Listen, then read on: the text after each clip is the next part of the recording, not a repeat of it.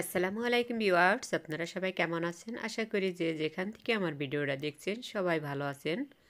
তো আজকে আপনাদের মাঝে নিয়ে আসলাম একটা মজাদার পিঠা, সেটা হলো পোয়া পিঠা। তো কেউ বলে আন্তাসা পিঠা, কেউ বলে পোয়া পিঠা, কেউ বলে তেলের পিঠা। তো যে যেই নামেই ডাকুন না কেন, তো আজকে নিয়ে আসলাম আপনাদের মাঝে মজাদার পিঠাটা। তো চলুন কিভাবে তৈরি করি। আমি শুকনো চালের গুঁড়ো দিয়ে, তো এই যে অনেকেই বলেন যে শুকনো চালের গুঁড়া দিয়ে পিঠা হয় না, তো আমি কিভাবে তৈরি করি দেখুন। তো এখানে নিয়েছি আমি আতপ চালের গুঁড়া।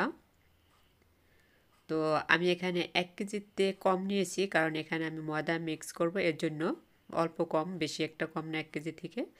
তো যাই হোক, আমি এখানে দিয়ে দিলাম গরম পানি, হাত ডুবানোর মতো এরকম গরম পানি দিয়ে দিয়েছি। তো গরম পানি দিয়ে এখন হচ্ছে এটাকে আমি 2 ঘন্টার জন্য রেস্টে রেখে দিব।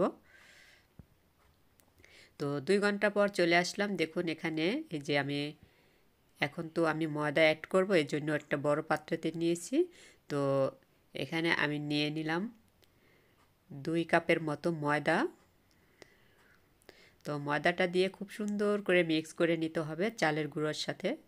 তো এর আগে কিন্তু আমি চালের গুঁড়াটা ব্লেন্ডারে ব্লেন্ড করে নিয়েছি। তো শুধু যে আমি রেস্টে রেখেছি তাই না, ব্লেন্ডারে ব্লেন্ড করে তারপর হচ্ছে আমি ময়দাটা মিক্স করে নিয়েছি।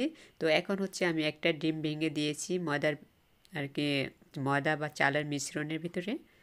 তো ব্লেন্ডারে ব্লেন্ড করে নেওয়ার চেষ্টা করবেন অবশ্যই, বা পাটায় বেটেও নিলেও হবে। তো এখন হচ্ছে আমি এই যে তেলটা গরম করে তারপর হচ্ছে দিয়ে দিলাম বিসমিল্লাহ বলে প্রথমে একটা পিঠা, দেখি কেমন হয়। তো আমি যেই পদ্ধতিতে পিঠাটা তৈরি করেছি অবশ্যই আপনারা এভাবে করবেন, তাহলে পিঠা হবেই। তো আপনারা করবেন না যে পিঠা হয় না, তো এভাবে করার চেষ্টা করবেন। এই যে দেখুন মাশাল্লাহ দিলে খুবই সুন্দর হয়েছে আমার পিঠাটা, দেখলেনই তো কীভাবে ফুলে উঠলো। তো শুকনা চালের গুঁড়ো তো এর জন্য হচ্ছে একটু আঠালো ভাব করে নিতে হবে, পানিতে ভিজিয়ে রাখতে হবে, তারপর হচ্ছে পাটায় বা ব্লেন্ডারে একটু ব্লেন্ড করে নিতে হবে।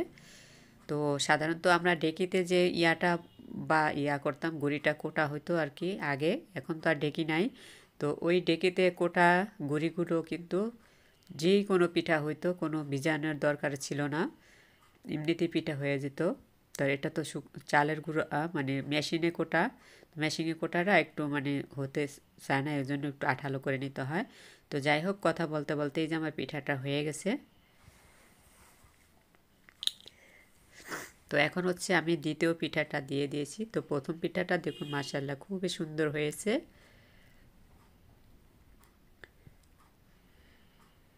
তো এই যে দ্বিতীয় পিঠাটাও কিন্তু খুব সুন্দর হয়েছে। তো আমি আবার বলছি, তো আমি যেভাবে করেছি তো ওইভাবে করে আপনারা পিঠাটা তৈরি করে দেখবেন, অনেক সুন্দর হবে। তো এভাবে একটু করে নিলে তার যে কোনো পিঠাই আপনারা তৈরি করে নিতে পারবেন, কোনো সমস্যা নেই। তো এই যে দ্বিতীয় পিঠাটাও মাশাআল্লাহ খুব সুন্দর হয়েছে আমার।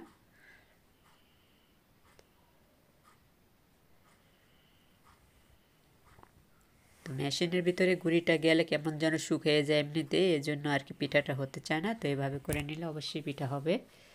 তো এই যে দেখুন আবার পিঠাটা দিয়ে দিয়েছি উল্টিয়ে, তারপর হচ্ছে এই যে এভাবে করে একটু হালকা লাল করে ভাজতে হবে।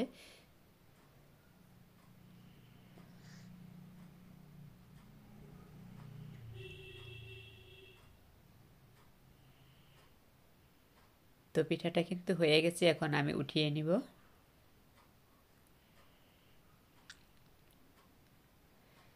তো হয়ে গেল পিঠাগুলো, আমার সবগুলো শেয়ার করলাম না আর কি। তো দেখুন এই যে আমার পিঠা বানানো শেষ। তো বাচ্চারা খাইতেছে ওদিকে। তো এগুলো হচ্ছে এই যে সার্ভ করে নিয়েছি। দেখুন মাশাআল্লাহ খুব সুন্দর পিঠা হয়েছে, পিঠার কালারটাও অনেক সুন্দর হয়েছে। তো খেতেও অসম্ভব মজার হয়েছিল। তো এই শীতের দিনে কিন্তু পিঠা খেতে অনেক ভালো লাগে। তো এই যে হয়ে গেছে পিঠা, দেখুন কত সুন্দর নরম তুলতুলে হয়েছে পিঠাগুলো। তো আজকের রেসিপিটা কেমন হয়েছে অবশ্যই জানাবেন। তো আজকের মধ্যে এখানেই বিদায় নিচ্ছি। আল্লাহ হাফেজ।